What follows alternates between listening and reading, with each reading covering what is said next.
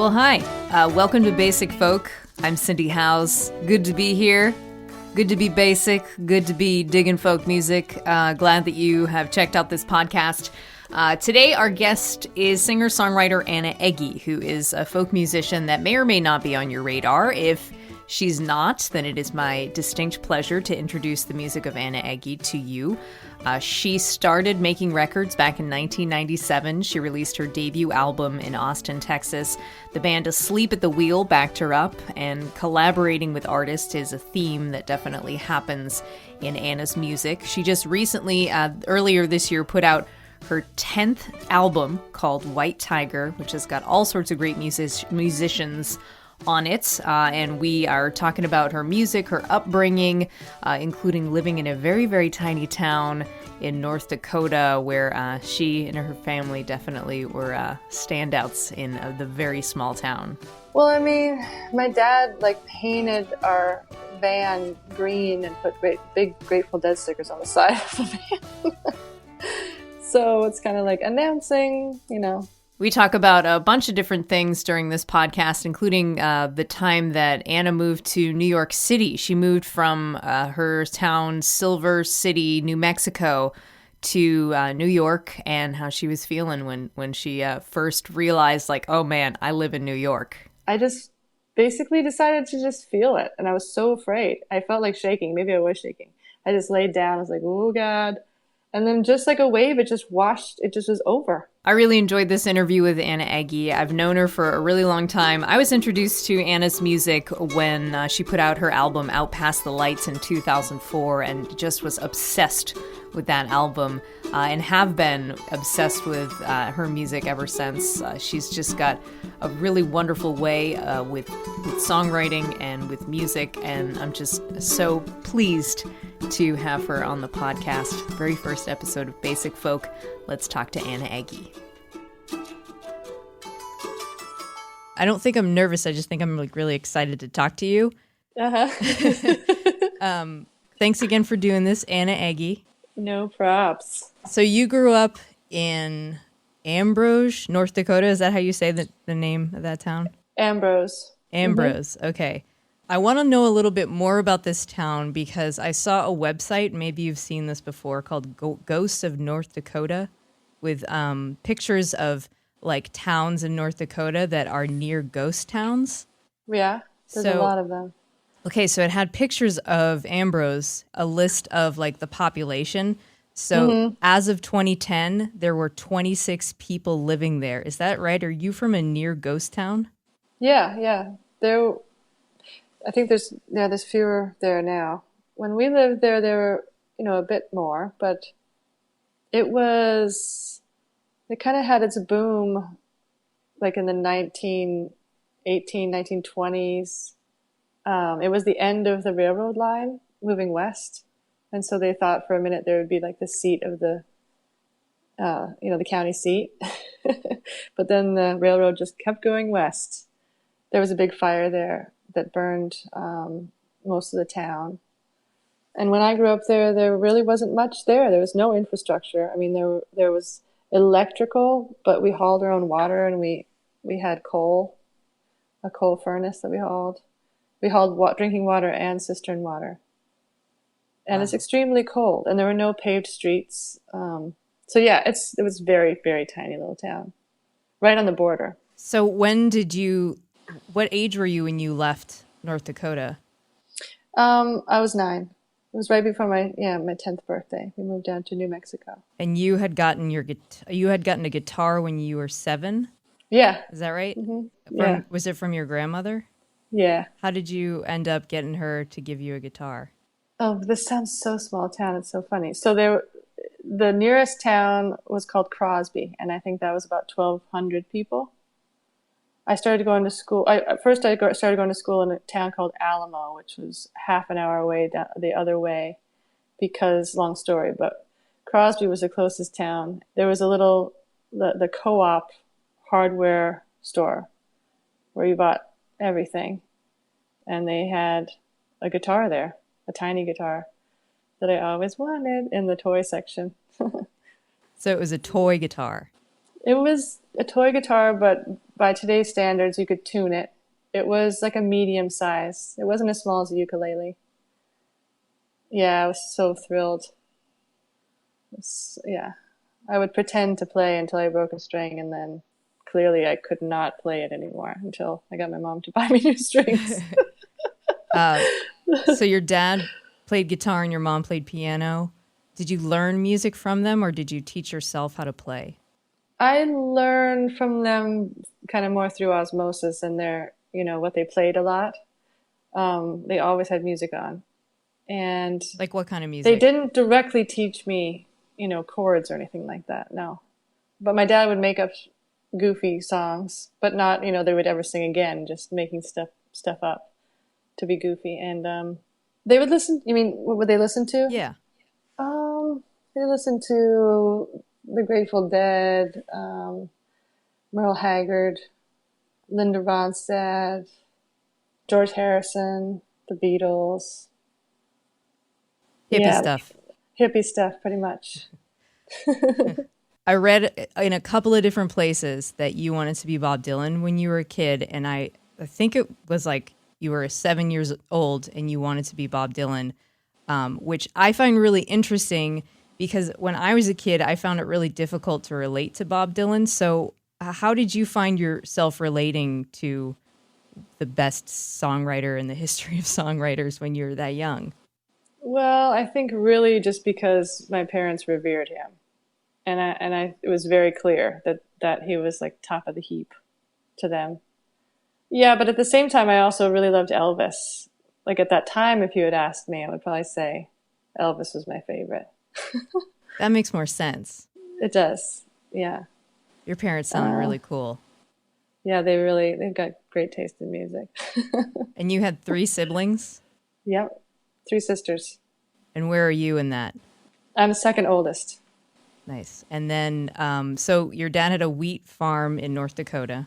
Mm-hmm. And then what happened where everybody moved to Silver City, New Mexico? Well, it actually was, we lived in North Dakota, but he farmed in Canada. He farmed his father's land that was actually in Saskatchewan.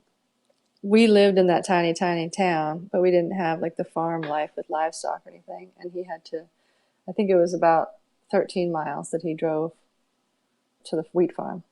And that was just, horizon and open prairie and one little tiny shed made out of bricks, for the tractor. So it was pretty nothing, but pretty beautiful too. Yeah, what happened was, I guess, bad years for farming there for a while. Many years of drought and grasshoppers and hail, all biblical stuff. Then we just decided to move. A lot of folks had moved. My folks held on for a while, but a lot of folks up and left because it wasn't working. That's got to be so hard. Yeah, I mean, I loved it so much, but I was kind of happy to move because I was really done. I mean, I was really ready for something else and more kids, Right. Yeah, I can't even imagine. Like, there were no kids growing up on my street, and I felt like deprived. But like, so what was that? Was that a big deal to move to Silver City? Were there more kids there? Yeah, so we moved to an intentional community outside of Silver City. So again, very rural, where my dad had been in the Peace Corps before he met my mom. His best friend that he met down there was one of the founders of this commune or this intentional community. And Dad had always known about this place, and his friend Bjorn had visited us in North Dakota a couple times. And so we stayed close, and that's where we moved. So it was really interesting. We went from being, we were definitely the weirdos in North Dakota, as you can imagine. There were others, but we were definitely pretty weird. Did you feel weird when you were there? Well, I mean, my dad painted our van green and put big Grateful Dead stickers on the side of the van. So it's kind of like announcing, Is your family's last name Egge? Yeah. Like, oh, there's the Eggies. The Egge van. Yeah. Yeah, and he was a motorcycle rider too, so sort of pretty much just stand out. And so when we moved from North Dakota and then down, where also my folks were very we were, making alfalfa sprouts and yogurt and all that stuff, And then we moved to the commune, and it was just very different. I mean, we were not so weird. Everyone was weird or a stranger, in different ways. But overall, the lifestyle, I mean, it was, clothing optional, bathing in natural hot springs, which was divine and still is when I get to go there. But, when you're 10, it's like, wait, what? Right. Wow, this is really different. So in hearing about the way that you grew up, it's like making a lot more sense thinking about how much you love to collaborate with different artists. Like you've worked with so many different musicians over the course of your career. Like your debut record was recorded with Asleep at the Wheel in 97. And then in recent years, you've worked with the Straybirds and the Sentimentals. Can you talk a little bit more about how the way that you grew up might be attributed to your desire to collaborate and have a collaborative spirit? Oh, that's so interesting. Yeah, the first thing I think of is there being at the ranch is what they call it, the commune, where there were so many artists and potters and painters and gardeners and people who all built their own houses, women who built their own houses, who played these great songs that I didn't know, by these amazing songwriters, Townes Van Zandt and stuff that I was, what? This is changing everything. And they were the ones that showed me songs. And when I was, kind of entering my teenage years, I had this awareness that there's so much talent around that I could learn so much from all of them if I committed some time to studying pottery, to studying like clay work that a couple women there did in the traditional way of the Membrano Indians. That's just so beautiful, and the drawings, the paintings, illustrations are so esoteric and whimsical and great. And I did, so I was like, oh yeah, I should do that and like learn something from these great people.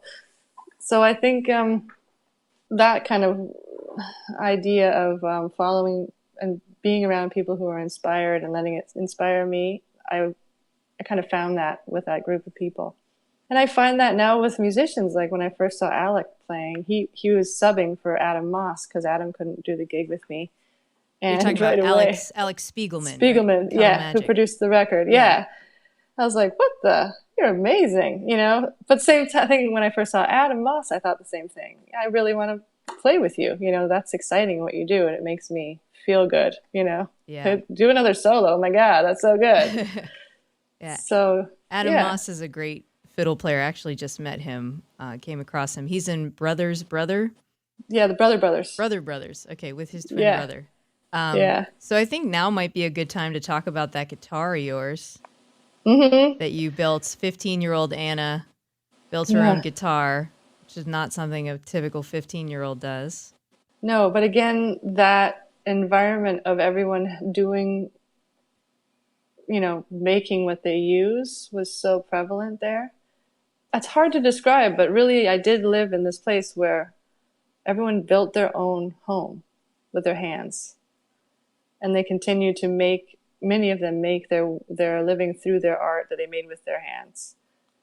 It didn't seem completely foreign to me or crazy to do, even though, and because I also loved making things, and since I was young, I loved taking things apart and trying to figure out what was going on. And I loved carpentry and was raised by my extended family, my uncle and my grandfather, upholsterer and carpenter. In turn, they both were just so loving, and I was really, there were no boys in the family, and I was the closest thing to caring, and I was so interested, and I love them so much, and they taught me a lot, and I was always in their workshops and working and making things. That's also how it felt natural. And I guess that's how it happened, because Don Musser, who I worked with, the luthier, he was a teacher at my folk school for a while, teaching astrology. And of course. Yeah, I recall asking him many days after class, just probably random questions, but like, Like, I remember thinking, I can't wait to ask Don about whatever, about the guitar, or like, how is this, and what do you do, and full of questions. So that's what led him to inviting me to work out there at his shop. And you still play it now. I still play it now. That's so awesome. It just must feel so good to play that still. It's such a great guitar. Yeah. Yeah. So can I ask you, I don't want to stereotype gay women, queer women, but you're building all these things. You said you were the closest thing that your family had to a boy. Right. Were they surprised when you came out? Somehow, yeah. I mean, shocking. I think maybe on some level they weren't, but they pretended to be. My dad was definitely shocked, and my mom later on told me, that a couple of her friends had told her, like, well, duh, don't you think she's going to be gay? So I think for some, yeah, maybe I was the last to know on some level. Maybe my dad also suspected, but yeah, he was not cool with it. He's still maybe not so cool with it. My mom really came around though. That's good. Yeah. Yeah. I guess you do the best you can with that. But yeah. I mean, folks are always surprised when they hear that because, the hippie aspect, but that doesn't necessarily equate, the same feelings about equal rights all around. So interesting. Yeah. I want to talk about your voice. It's interesting to me to hear that you grew up with all of these kind of like folk and country acts, but your voice, I mean, Lucinda Williams gave you the best quote of all time where she called you the Nina Simone of folk. And there's this real soulful tone in your voice. And I wanted to know about how you developed that style. Like, did you open your mouth when you started singing and sound the way that you sound when you first started? I don't know what to say. I think the first thing I feel is that I have been very influenced by a lot of soul singers, which I didn't even really realize until really learning some of the songs that I've listened to so many times. But when you're playing, they sing way behind the beat. Etta James and Ann Peebles. I listen to them so much, and Aretha Franklin. I also really love a lot of, like, I love Django Reinhardt, and I love also that hot jazz there's a lot of swing in it, where the beat is really round, and you play right behind the beat a lot. And in my guitar playing, the first thing that I really fell in love with was country blues, which is also super driving with the right hand, and the singing is way behind the beat. But whatever that was, I didn't know, but that's what really pulled me in, and that's what really hooked me. But I'm deaf in one ear, and Have you always been? I've always been, and I struggled with when I first started playing in the bluegrass band. I just had a hard time because from one moment to the next, I couldn't hear. Like, I finally realized that I couldn't have the upright bass on the left of me. I was like, oh, what's going on? Guess I really can't hear. But I remember like really kind of finding my voice, and it was kind of early, but it was at this place in Silver City called the Corner Cafe, a little coffee shop where we played, like, many times when I was young. And it was, I think, the second time we ever had a PA system. And I could all of a sudden hear what my voice sounded like in my head coming out well enough, because I have a very quiet voice, which is strange since I'm deaf, but it's one of those weird things. I don't know, I'm deaf in a certain way. It's really worked out for you, I guess. Well, thanks. I didn't know that you're deaf in one ear. I guess it's not something that you normally like bring up in conversation. It's interesting. Like, there's some footage of me when I was young at my high school graduation, and my voice, I sound like this. I kind of talk like I'm swallowing my words. It's so wild. Whoa. It is really wild. So I don't know what that's about. I mean, maybe that's because I came from nowhere, from the middle of nowhere. But maybe it's something about my, slowly tuning into what my voice really sounds like Yeah. in my head to coming out the way it Well, sounds, you know? it just makes so much sense that you were able to like find your voice when you hear yourself. I've heard singers say that before, that as soon as they were using a PA, it Yeah. developed. It's cool. Anyways, the other thing that I really love about your voice is your falsetto. I think it's like your secret weapon. Thanks. You do it on the new record. I think on one song, and I can't remember which one it is, but it's like so. It's just like it's like a Uh, showstopper. is it that thing I do on Western Movie? Or no, that I think it's I is don't it know on what it the? I is. think it's on Oh, the duet. oh, oh, right. Yeah, yeah, yeah. Totally. That was high. Yeah. How does that feel to sing that high? Oh, it was so fun. I love singing with Billy. It's trippy though. Yeah, it's almost like being on a high wire. What's his name again? Billy Strings. Billy Strings. Okay. He sounds like John Prine. I had not heard of him Yeah, before. he's insane. He's so Lovely. good. He's such a great picker. He's really insanely great. You got all the good people. Yeah, it's good to be the Yeah, queen. it is. It is good to be the queen. Okay. Do you want to talk about going to Austin when you were 19 years old? Like what Sure. you were like, I'm out of here, Silver City, New Mexico. Yeah, I had the entree because of Sarah Brown, who her sister and nieces lived at the commune. And Sarah Brown's a bass player, was in the house band at Antone's, played with Bonnie Raitt and all kinds of amazing blues So musicians. she got you in with Yeah. people. So she produced my demo. Well, Yeah. That was it. And the first time I went to Austin, when I realized I could get in everywhere being underage, that was it. That was really it. I could go see music all the time. what was your lifestyle like if you were underage, but like, were you being responsible or were you Yeah. like going Oh crazy? yeah. No, I was. I mean, I didn't have any money. I worked at a pizza place and in a coffee shop. I didn't have any money, so and I was young. I wasn't interested in any. I just really, really wanted to see the music and be in the mix with everybody. Were you like a well-behaved child too? I mean, you say Oh you're broke, yeah, but you can be bad if you're broke. my friend Maya today. I'm not saying I'm well behaved now, but yes, I was. My friend today, one of my best friends today, she's like, "Oh, Anna, you're such a daisy." Because I told her I was a Cancer rising, and she's like, "Oh, such a daisy." I'm like, "Yeah, it's true, I am." You're now living in Brooklyn, and how long have you lived in New York? Has it been like 10-ish years, 8-ish? Well, right after 9/11, so yeah, more, More than 17, that, 18, yeah. yeah. So did you move from Silver City to Yep. Austin to Brooklyn? I moved from Silver City to Austin, back to Silver City, And then and then to Brooklyn. okay, you went from a very small town to like a town with millions of people.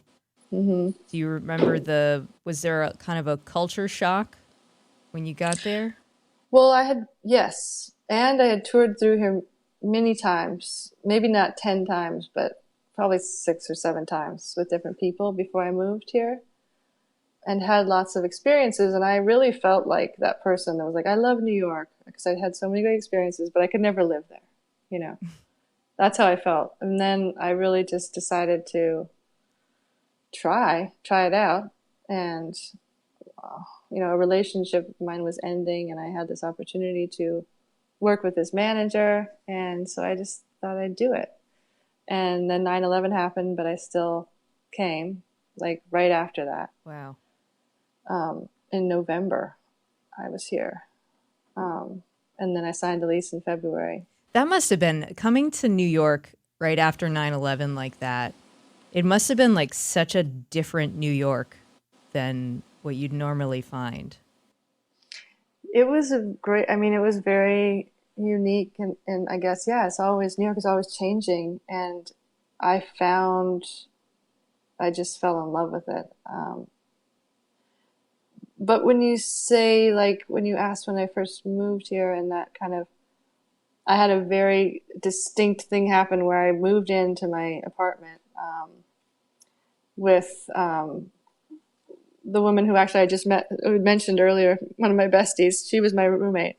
And I remember her like letting me in and going upstairs and chilling out in my room for a minute. And then everyone left and I was there alone.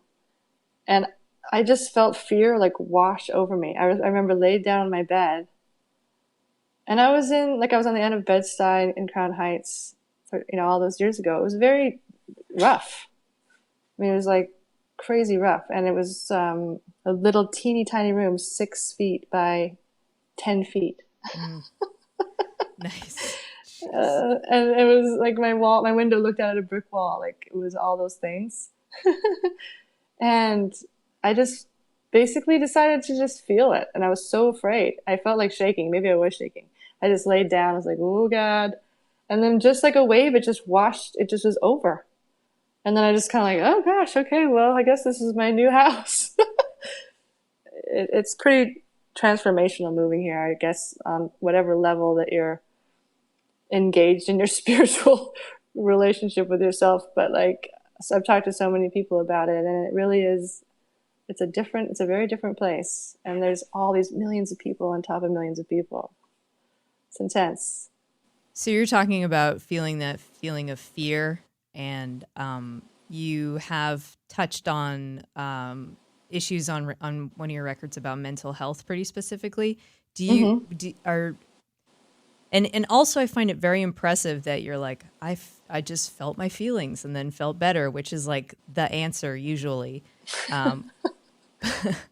But I'm wondering if writing about mental health or writing about your obstacles that you run into in life, do you feel like writing has opened the world up to you in a very significant way? Like, how much has writing helped you? And I mean, like, I don't know, I just couldn't imagine, like, having that outlet seems pretty significant. And if you didn't have it, like, you probably would be an extremely different person.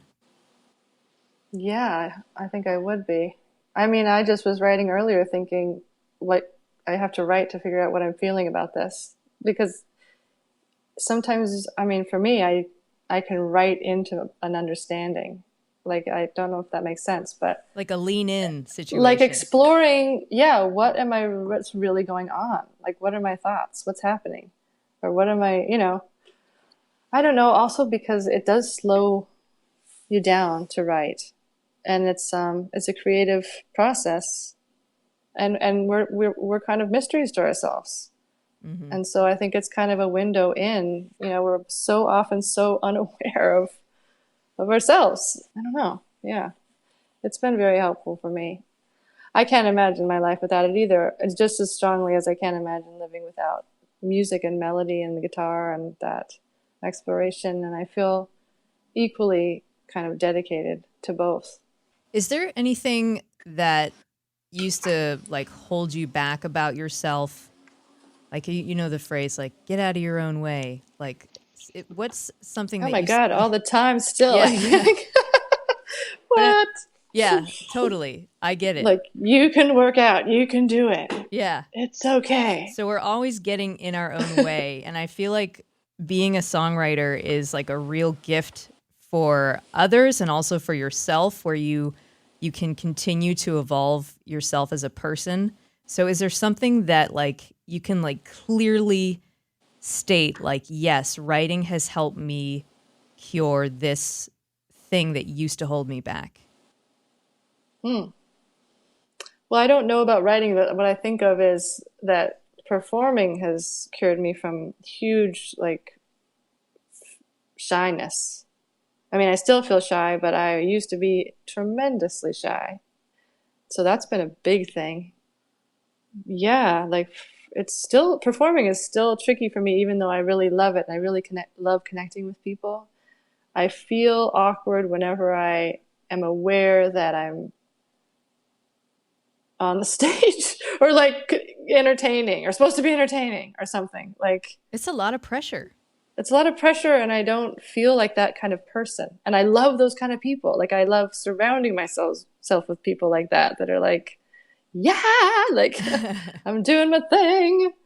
Like the But life of the party. Yeah, like, people who like people to look at them. Yeah. I've never felt like that person. I just don't. I'm just not that person. Isn't that so funny that like you hear that often with performers? Like Isn't it so weird? Fiona Apple comes to mind. Somebody who like, Ugh, love her.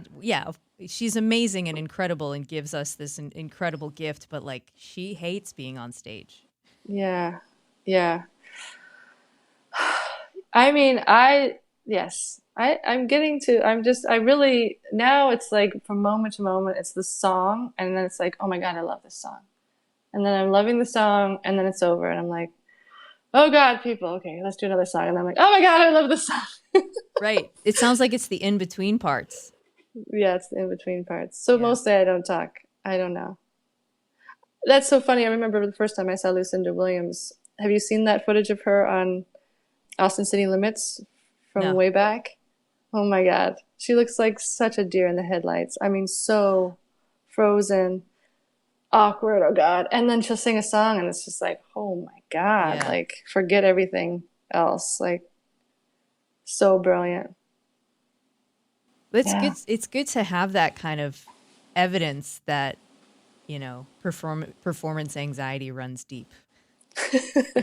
It does. And I don't think I have it that bad, compared to some people I know, actually, to be honest. But Yeah. it's clearly like something we're meant to work on in this life. Hey, everybody, I'm right here. Don't look at me. Just listen. Okay, you can look. Close your eyes. Turn around. Yeah. Actually, could you go to the next room? I want to talk about this record, White Tiger. It's so good. Oh, thank you. I want to make everybody listen to it. What I've noticed about this record, and I wonder if it's Alex Spiegelman, there's some different sounds on the album, and I want you to talk about the sounds and not me put words in your mouth that might be different. You mean like the synthesizer? The little and the beep, drum machine boop boop beep boop. boop, beep, boop. Yeah. Well, yeah, it's certainly Alec. He came up with so many cool random things. And a lot of the time I was like, thinning out some of the ideas because they were so lush. But so much of what he came up with is so cool. Like one thing that we did actually that was unique for me with this album was that he would make kind of a rhythm track, like a drum track, but out of whatever found sounds or synthesizers or drum machines. And most of the time, and that's what I would track to live. I would sing and play to this track that he would set up because I would show him the tempo and the feeling of the song. And then he would make a, kind of rhythm track or like a beep, boop, boop, boop, boop. So there's places in the record where it shows through, where you can hear it through. And so that's like on the very beginning of Bossa Nova. It's so good. So I played that all through, I played along to that whole thing, but then we were like, we don't need it on the whole track. But you can hear it all along in You Among the Flowers, the beep, boop, boop, beep, boop, boop, boop, boop, beep, boop, boop, boop, except where it drops out sometimes, for where we don't need it at all for a moment. And also in the beginning of White Tiger, you can hear it's like a. I'm gonna have to buy like $10,000 speakers so I can hear all these boops. I love the boops. Yeah, that's pretty cool. It's very fun. I don't know. It's liberating because come on, what year is it? I mean, didn't we all grow up with Madonna? Yeah. And like, actually, when you listen to almost all of the music from my childhood, there's synthesizer on every. I mean, Cyndi Lauper. Did they have they had Madonna at the Intentional Community? Of course, all that stuff though. But when you think about it, it's not some weird thing to have a synthesizer part. But maybe it is still, for some people. I think so. Well, I think that there's like that old feeling that like folk music is a voice and a guitar and maybe some other acoustic instruments. No piano, no drums. There's too much production. Certainly no flute. Absolutely not. Maybe a Well, harmonica. another thing unique to this album is that I did not play my guitar that I made. I played only a nylon string guitar. How'd that feel? Great. It was really fun, but also, I mean, it was very intentional, and it creates a different oral space. The relationship and to my voice and the rest of the track, and also for everyone coming to it with their experience of what a steel string acoustic guitar sounds like. It's not there. You hear a guitar, but it's not that bring like it is on Tall Buildings with Billy Strings. Yeah. You hear it right away. It's like bam, bam, bam, bam. That's a sound, which is not the guitar sound on all the other songs. So I feel like that's a really big part of the album, and how everything kind of gels together. That's so cool. Yeah. Do you have anything else you want to talk about that guitar part? Or no, I don't want to talk well, over I guess we amped it a lot too, so we did a lot of weird things to my guitar sound besides record it. Oh, that's cool. I bet you love that stuff. I do. Guitars? Oh my gosh. Like put a gauze sheet over the microphone and in a fish tank, cover it in tin foil, hit record. That sounds like a Tom Waits song. You know. That's right. Loop it. Yeah. Loop it and get a calliope and on slow it down. Yeah. I want to ask you about your family. You're married to a lady. A wonderful lady. And you two have a daughter? Yeah. Roxy. I can listen to this record and hear one song in particular that I might be able to say is inspired by your daughter. I'm sure you're right. Is it Dance Around the Room with Me? Of course. Yes. So fun. Talk about feelings. Yeah. Hang out with a 4.5-year-old. Woo. Wow. Does she have any interest in music and playing music? She really loves to sing all the time. And she's been going to a musical drama thing this week, every morning this week. Like a summer camp. Yeah, it's Little Mermaid, and she is loving it so much. She's in The Little Mermaid. Yeah. She's like living my dream. I know. Those songs are great. Yeah, she really loves music, and she sings all the time. I've been, for a long time, when she was young, whenever I'd pick up the fiddle, she would immediately want to play it, and that was great. That doesn't work anymore. She's just like, just put it away. Stop it. Oh, man. Ukulele sometimes. But no, nothing specific that she's like really drawn to yet, besides singing. And I think she really likes the acting part. That's great. Well, keep us posted. Yes, I will. Well, there's actually a video of that song online, of Dance Around the Room with Me. And my wife Amy and I and Roxy are in it. And Anais Mitchell and her husband Noah and their daughter Ramona. I can't believe I haven't seen this. I'm really mad at myself right now. And my friend Maya, who I mentioned earlier, Spalter, who co-wrote the song with me, and her husband, also named Noah, and their son Sal. All right.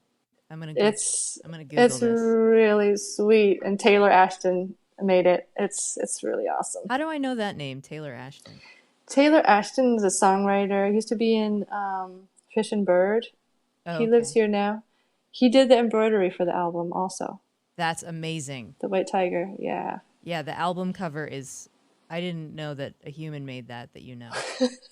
I tried embroidery and it was really difficult. And I had the worst. I was a class and I had the worst one in the class. So hats off to him. Yes, he's a very special human.